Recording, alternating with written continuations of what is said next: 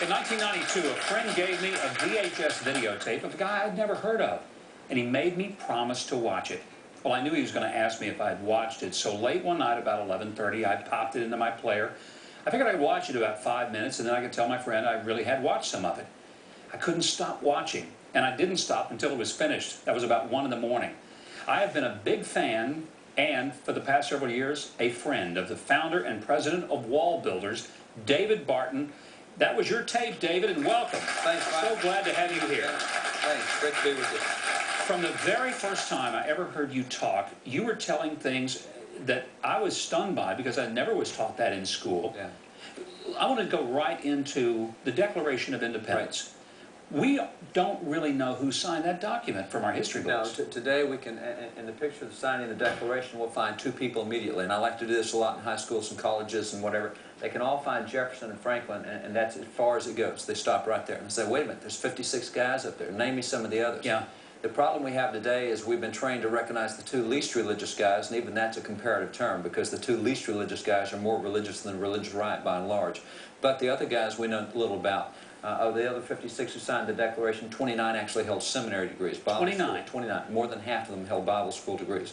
So what we don't hear about, we would not hear about people like this man right here, Dr. Benjamin Rush. John Adams said that he's one of the three most notable founders. He started the Sunday school movement in America. He started America's first Bible Society.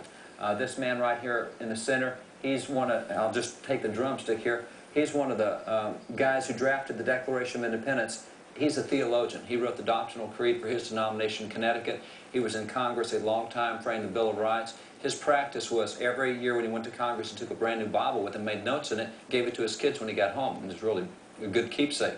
And it took him a while to get through. He had 15 kids, so you got to serve a long time in Congress. So we have folks like this man right here. That's the Reverend Dr. John Witherspoon, president of Princeton University, best-known gospel evangelist in his generation.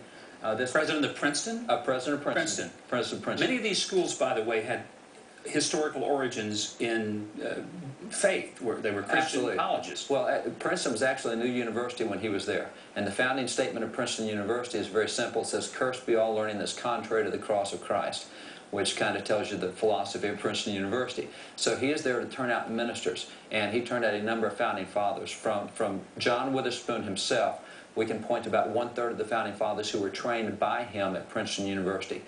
So he was turning out theologians, ministers on a regular basis. This man right here, that man is Charles Thompson. He's responsible for a famous American edition of the Bible, the Thompson Bible. You get back over here to guys, let's just pick this guy right here. That is Robert Treat Paine. He is a minister. He was a chaplain during the American Revolution. The man with the hat on is Stephen Hopkins. He's a Quaker, very outspoken. He used the Christian religion as the basis for why we should separate in Great Britain, starting in 1765. I mean, you get the idea. But let me ask you this, did their faith really influence these guys? We always hear that we have secular documents. This is the Declaration of Independence, talked about our Creator, but the Constitution, we're told it is a very secular document. Who can we look at in the writing of the Constitution and say, what were they about? When you go to those that were in the Constitution, you can start with a lot of things. That we have the same difficulty with signers of the Constitution.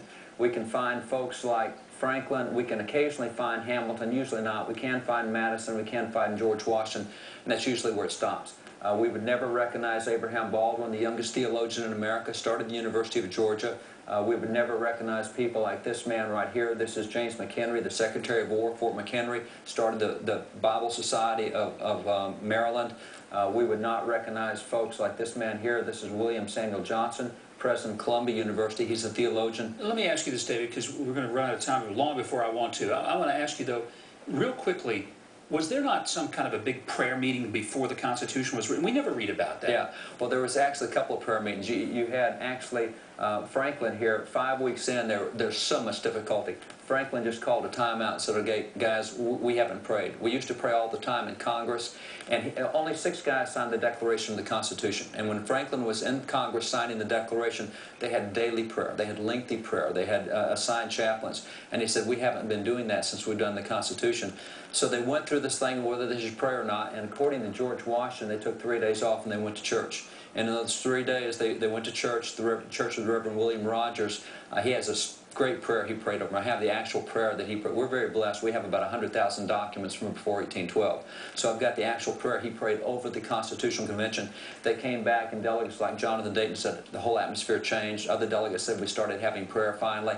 And so it was only 5 weeks later they came out with a constitution that is now the longest ongoing constitution in the world. It took them 5 weeks to do it, and then tried for 6 weeks to even agree on anything, and they couldn't. So it's quite a turning point. That is a time of prayer. The other time of prayer is the way these guys first met. The first time they ever got together. We're probably going to have to pick it up when we come back. We've got to take a break right now. Let's ask this question. Is America a Christian or a secular nation? We always hear that question asked.